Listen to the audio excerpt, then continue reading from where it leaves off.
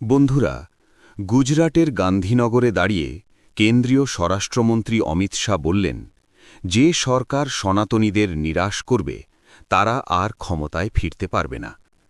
এই মুহূর্তে কথাটা গুরুত্বপূর্ণ, কারণ ঠিক এই সময়েই উত্তরপ্রদেশে শঙ্করাচার্য স্বামী অভিমুক্তেশ্বরানন্দ দীর্ঘ অনশন ভেঙে মাঘ মেলা ছেড়ে ফিরে গেলেন, প্রশাসনের ক্ষমা না পাওয়া অবস্থায়, স্নান না করেই। দুই ঘটনা আলাদা নয়, বরং একে অপরের সঙ্গে গভীরভাবে যুক্ত, এবং সেই সংযোগটাই আজকের রাজনীতির সবচেয়ে বড় ইঙ্গিত। এই বক্তব্য কোনো সাধারণ ধর্মীয় উপদেশ নয়, কোনো বিমূর্ত নৈতিক বার্তাও নয়। কেন্দ্রের ক্ষমতার কেন্দ্রবিন্দু থেকে উচ্চারিত একটি রাজনৈতিক সতর্কবার্তা। নাম না করে কিন্তু ইঙ্গিত স্পষ্ট। উত্তরপ্রদেশের সরকার, অর্থাৎ যোগী আদিত্যনাথের প্রশাসনের দিকেই আঙুল উঠেছে। কারণ যে সময়ে শঙ্করাচার্য প্রশাসনের আচরণে ক্ষুব্ধ হয়ে মাঘ মেলা ত্যাগ করছেন, ঠিক সেই সময়ই দলের শীর্ষ নেতৃত্বের একজন প্রকাশ্যে বলছেন, সনাতনীদের অপমান করলে ক্ষমতা থাকবে না। প্রেক্ষাপটটা বুঝতে গেলে কয়েকদিন পেছনে যেতে হবে। মাঘ মেলায় শঙ্করাচার্য অভিমুক্তেশ্বরানন্দ অনশনে বসেছিলেন। দাবি ছিল প্রশাসনিক আচরণ নিয়ে সাধু সন্তদের সঙ্গে ব্যবহারের প্রশ্নে। এক সপ্তাহের বেশি সময় ধরে অনশন, প্রতিবাদ, আলোচনা, কিন্তু শেষ পর্যন্ত কোনো সমাধান হয়নি। প্রশাসনের পক্ষ থেকে ক্ষমা চাওয়া তো দূরের কথা, বরং কঠোর অবস্থান বজায় রাখা হল। ফলাফল, শঙ্করাচার্য স্নান না করেই ফিরে গেলেন। ভারতীয় ধর্মীয় ইতিহাসে এই ঘটনা বিরল, প্রায় নজিরবিহীন। মুঘল আমল, ব্রিটিশ আমল সব পেরিয়ে এই দৃশ্য দেখা গেল আজকের দিনে। এই ফিরে যাওয়ার সময় শঙ্করাচার্য যা বললেন, সেটাও নিছক আবেগের কথা নয়।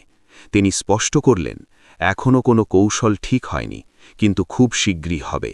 সহযোগী চিন্তক, ধর্মীয় নেতৃত্বদের নিয়ে বসে সিদ্ধান্ত নেওয়া হবে এবং তা প্রকাশ্যে জানানো হবে।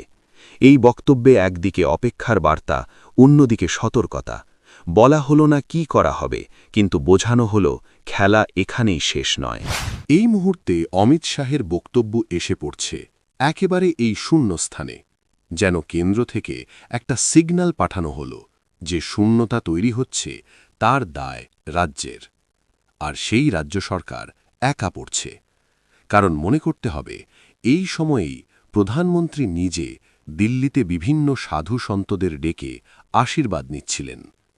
কেন্দ্র ও রাজ্যের এই ভিন্ন ভিন্ন সুরই প্রশ্ন তুলছে, দলের ভেতরে কি ফাটল স্পষ্ট হয়ে উঠছে?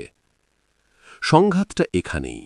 একদিকে যোগী আদিত্যনাথের প্রশাসনিক দৃঢ়তা, কঠোরতা, আপোষহীন ভাবমূর্তি। অন্যদিকে সনাতন রাজনীতির সূক্ষ্ম সমীকরণ, যেখানে সম্মান, প্রতীক আর আচরণ অনেক সময় নীতির থেকেও বড় হয়ে ওঠে। শঙ্করাচার্যের মতো ধর্মীয় সর্বোচ্চ আসনে বসা ব্যক্তির অপমান বা অবহেলা ভোট ব্যাংকের অঙ্কে কতটা প্রভাব ফেলতে পারে, সেই প্রশ্নটাই এখন ঘুরছে।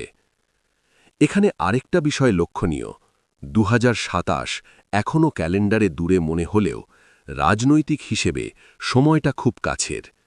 নির্বাচনের প্রস্তুতি সবসময় অন্তত ১ বছর আগে থেকে শুরু হয়। কাজেই ২০২৬ মানেই কার্যত ২০২৭-এর লড়াই শুরু। এই প্রেক্ষাপটে অমিত শাহের কথার তাৎপর্য বহুগুণ বেড়ে যায়। এটা শুধু ভবিষ্যৎবাণী নয়, এটা এক ধরনের রাজনৈতিক মূল্যায়ন। এই ঘটনাই একমাত্র নয়। একই সময় কেন্দ্রীয় শিক্ষানীতি ও ইউজিসি সংক্রান্ত সিদ্ধান্ত নিয়ে বিজেপির ভেতরেই ক্ষোভ প্রকাশ শুরু হয়েছে। দলের প্রবীণ নেতা কলরাজ মিশ্র প্রকাশ্যে বলছেন, এই আইন প্রত্যাহার হওয়া উচিত, এটি অসাংবিধানিক।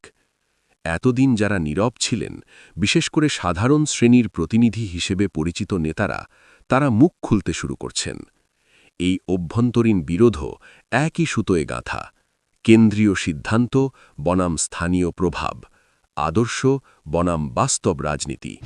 এই টানাপোড়েনের মধ্যেই দেখা যাচ্ছে রাস্তায় বিক্ষোভ, সরকারি দফতরে ভাঙচুর, আন্দোলনের নামে হিংসা, স্লোগানের নামে ঘৃণা।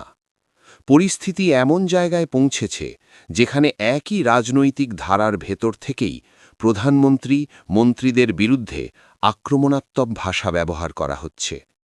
এটা শুধু শৃঙ্খলার প্রশ্ন নয়, এটা নিয়ন্ত্রণ হারানোর লক্ষণ।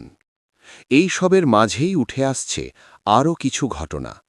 অযোধ্যার মঈন খানের মামলা, যেখানে আদালত শেষে বেকসুর খালাস দিল, অথচ তার আগেই প্রশাসনিকভাবে বুলডোজার চালানো হয়েছিল।